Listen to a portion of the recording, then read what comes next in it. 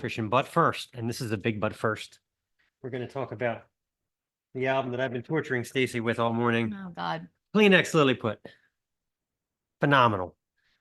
Now, albums and bands come and go, but this is one in a million. Lilliput had this gripping collision of blocky punk chords and enchanting Europop choruses, an arty oasis in a desert full of male-dominated bands in the late 70s. Sassy and sophisticated, with a chromatic purity seldom heard in rock music.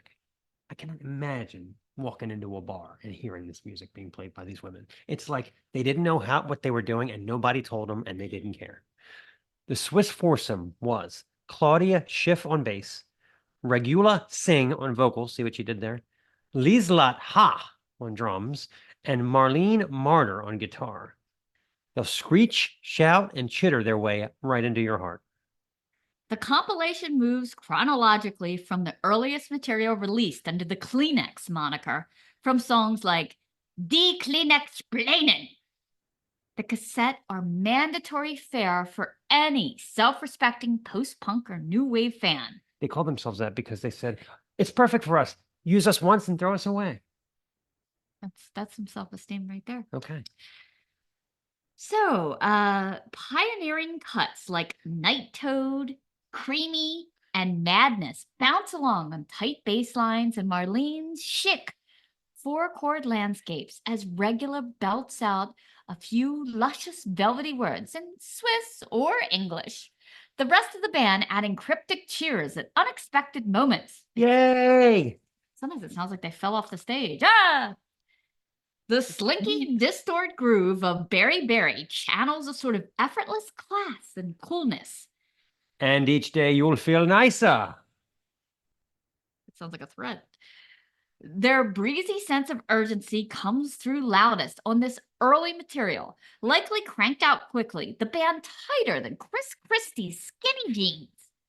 Everything up to the 1979's You single, with its angry side and friendly side, Yay. is faith-restoring rock and roll bliss.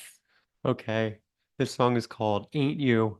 And you wanna cut it all.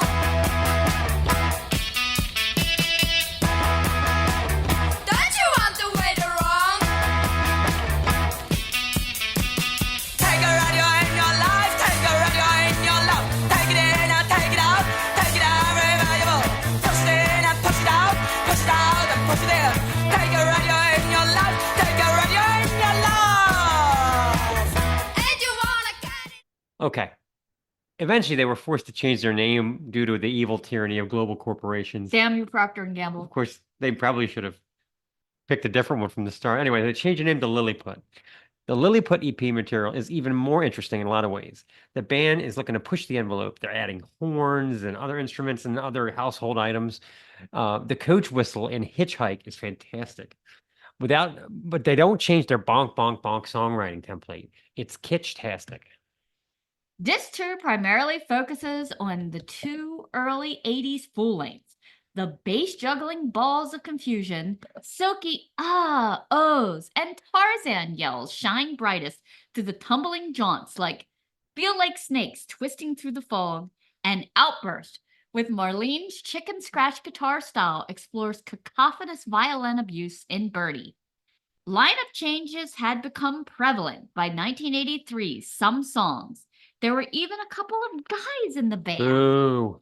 And while sprightly velvet style fare like Blue is All in a Rush is trippy enough, it lacks the snap of the early classics.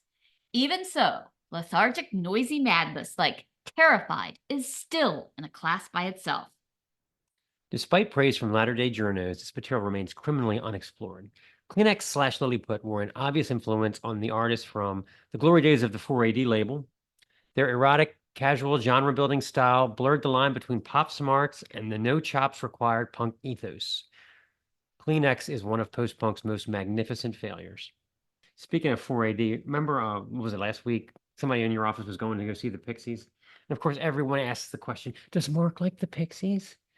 And I said, yeah, that bippity-boppity-boo chick knew her shit.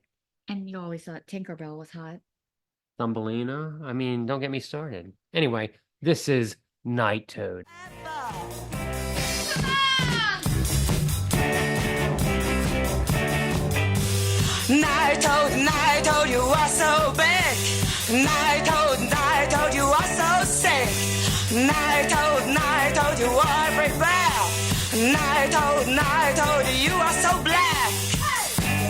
lost and do it again.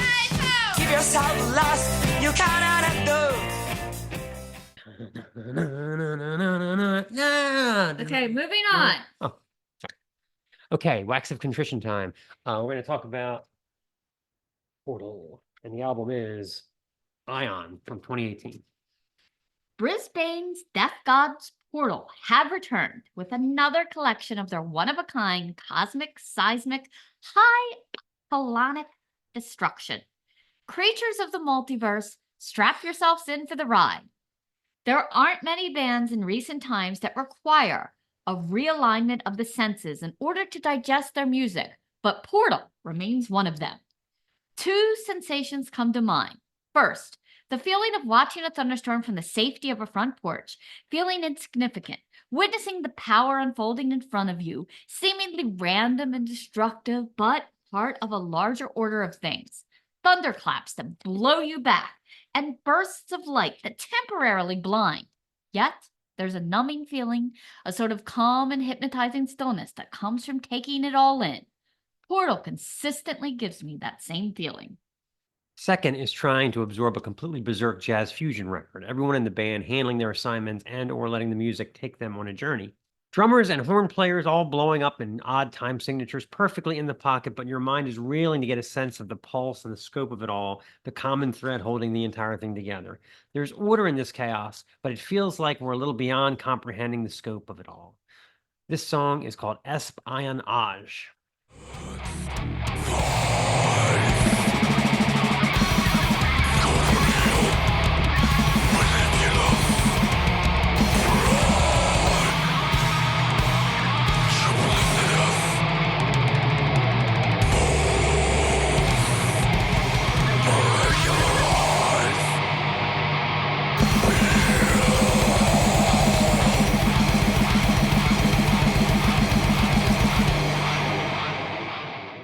Okay, continuing on with Portal. At this point, it's become standard, this hellish affair.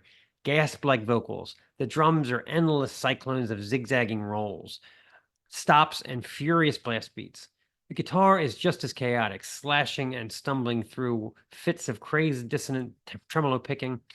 Cuts like husk batter the brain with its primitive tribal bursts, and the spastic closer Old Guard segs into 6 minutes of abstract space noise. For most of the album, these items seem to be happening independently, but miraculously, there are spurts of cadence where it becomes apparent that the band is actually all on the same page. The whole nightmarish sonic experiment, part of some master plan. It's both challenging and compelling. The black hoods and death robes that shroud the band make the delivery of the aforementioned din even more fascinating. But the effect induces morbid curiosity more than musical interest. The intensity is otherworldly, but I have to be in the mood for something like this, an abstract interpretation of embraciveness, of scribbling random brute force. As if the above-mentioned sonic impossibilities aren't enough, maybe a bass player named Ominous Fugue will pique your curiosity. You know what the best Portal song is? Hmm.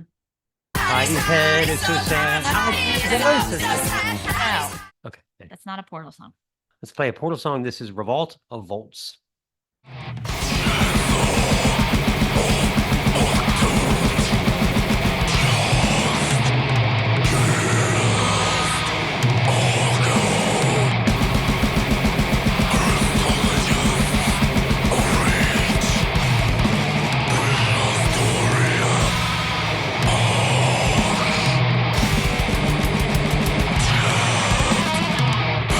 This is the Snaggletooth Extreme Metal Podcast.